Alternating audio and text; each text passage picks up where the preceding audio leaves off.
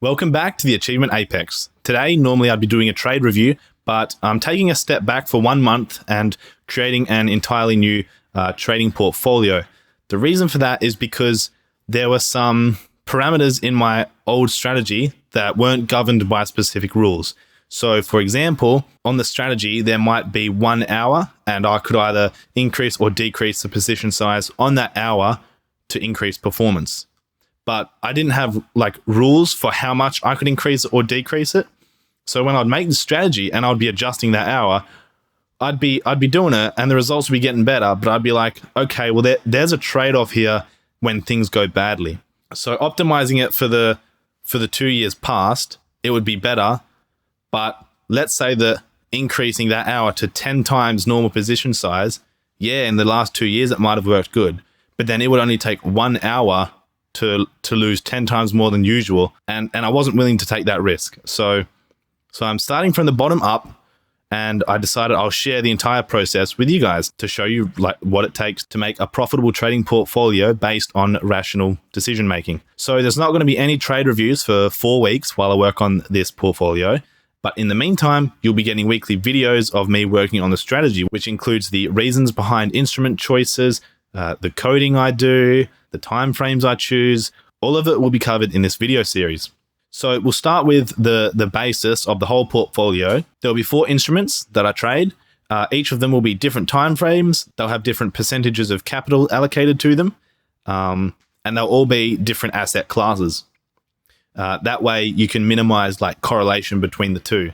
For example, if you had money in the S&P 500 and then also money in the NASDAQ 100, they're not perfectly correlated, but they are pretty damn close. So on average, if you have money in both of those, that's just going to multiply your losses and your winners. Whereas it would be better to have something that's not really correlated at all, which would minimize your drawdown without impeding your profits. So today I'll be going through the foundational rules of my portfolio, starting with the hours of operation. I have a biphasic sleep schedule, which means I sleep 2 times a day. And those hours are 4 a.m. I go to bed. I wake up at 8 a.m. Then I go back to sleep at midday. And then wake back up at 4 p.m. So that leaves hours of trading from 8:30 a.m. to 11:30 a.m. and 4:30 p.m. to 3:30 a.m., which is a total of 14 trading hours per day. You'll see that I gave myself half an hour windows before and after my sleep, and that's to give me time to wake up properly and also give me time to get to sleep, because you don't fall asleep instantly when you're in the bed. So I like to give myself half an hour of winding down time. And as I said, we'll be trading 4 instruments, and I haven't decided exactly which instruments I'll be trading, but instrument class 1 will be a commodity. Instrument class 2 will be an index of esports and gaming. Instrument 3 will be a US equity index, and instrument 4 will be some kind of cryptocurrency. So why did I choose commodities for instrument 1? Well, during the years that I've traded before, commodities have been the basis for most of the profits I've made. So that means 1, I have experience and knowledge trading them. So I know what works and what doesn't for the most part. Because they don't trend upwards as strongly as say an index over the long term, I can take short positions as well and profit off those without significantly reducing the probability of a win. Because as you'll see in my last video, if you take a short on an index, you're more likely to lose. Whereas on a commodity which fluctuates up and down, you can use a qualifier to decide whether to buy or sell, and then you can use another indicator to get a good entry. So that's why I chose commodities for instrument 1. It's probably going to be oil, but I'm not set on that yet. Why did I choose a video game index for my second instrument? And that's because, as you may know, my whole life I've been playing video games. Ever since I was a little kid, and then especially during my teenage years, I pretty much spent all day playing games. So I've witnessed firsthand the growth that this industry has had, and I see no signs of that slowing down anytime soon with the development of virtual reality devices and the prize pools and audience for esports growing significantly. So that's my reason for instrument number 2. Instrument number 3, a US equity index. Reason for that is because in the past, I've also made good money off of these. And because these trend upwards on the long term, it allows me to pretty easily make good quality entries without really worrying about being wrong too much. And if I am wrong, I know that as long as I haven't been stupid with my position sizing, I can just hold through the losses because it's going to turn around. And then instrument 4, why did I choose a cryptocurrency? Well, that's because I recognize the potential for rapid growth in this space. However, self-admittedly, I'm somewhat ignorant here. I don't really know the major differences between the cryptocurrencies, and I don't really know where they're going in the future in terms of a use case. And you'll see why this is my 4th instrument in a second when I get to the capital allocations. And before I talk about what capital I'm allocating to each of these, I will talk about the timeframes I'll be trading. So for instrument 1, commodities, I'll be using a 30-minute time frame.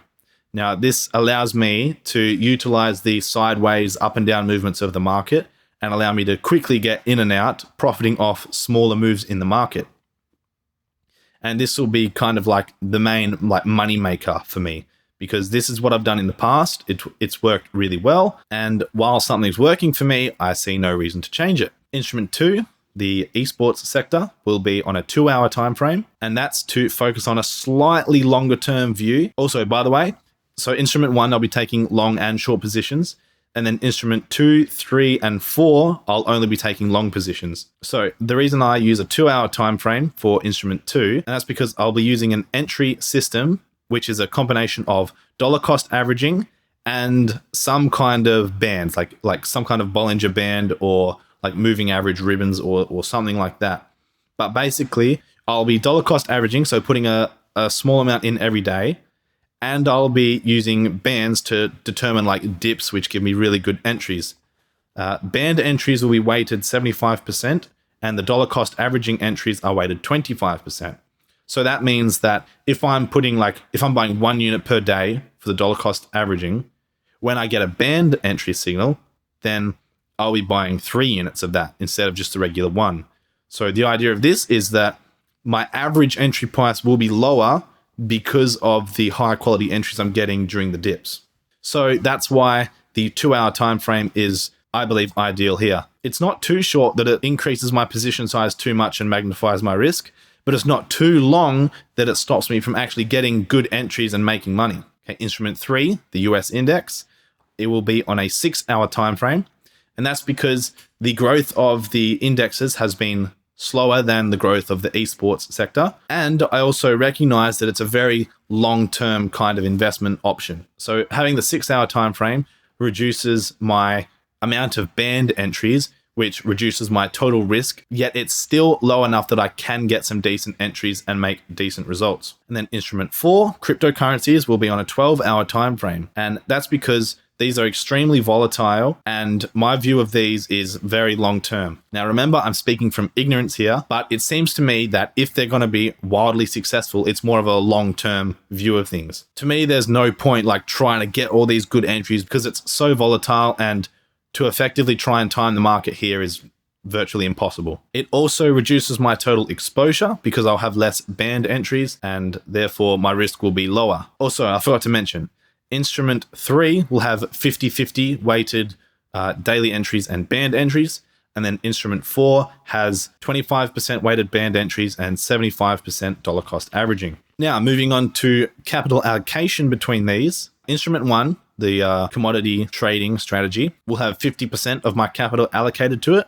And that's because this is kind of like my bread and butter, what's worked for me in the past. And I don't want to give up all of my short-term gains for long-term results, which is why I'm having 50%. It's not too high that I'm increasing my risk substantially, but it's not too low that my short-term profits are less than I'd like. Instrument 2 is 25%.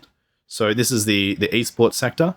This is the second highest capital allocation I have, and that's because of the rapid growth and the 2-hour time frame. It gives me like good, like short to medium term profits without magnifying my risk too much, so that in the instance of a crash, that I'm going to be losing a lot of money. Instrument 3, I have 15% allocated, and that's the US index. This is because of the lower growth and also the higher risk of losing a lot of money during a crash. So by reducing my capital allocation to Instrument 3, I'm still going to get decent returns in the long run, but it's going to significantly reduce my drawdown in the event of a market crash. And then I'm allocating 10% of my portfolio to cryptocurrencies. That's because I'm not confident enough in them to allocate more because, as you know, I'm uneducated here. Also, I think like if cryptocurrency is as widely successful as people expect it to be, then I think 10% here is more than enough to make a stupid amount of money. And at 10%, I'm not really risking a whole lot of money to do that. Like, for example, even if crypto goes to zero, I'm only losing 10% of my money. But the potential upside with crypto is like super, super big. So even though I'm only risking a maximum of 10% of my portfolio, the potential for profit is still huge. Okay, so that's pretty much the basis of my new portfolio. Over the next week, I'll be working on the commodity strategy, which includes the rules and the coding, so you'll get to see that next week. But other than that, that's pretty much a quick overview of everything involved. And if you liked the video or found it insightful, go ahead and leave a like, drop a comment, subscribe, hit the bell, follow me on my social medias, all the cool stuff, and I will see you again in the next video. Bye-bye.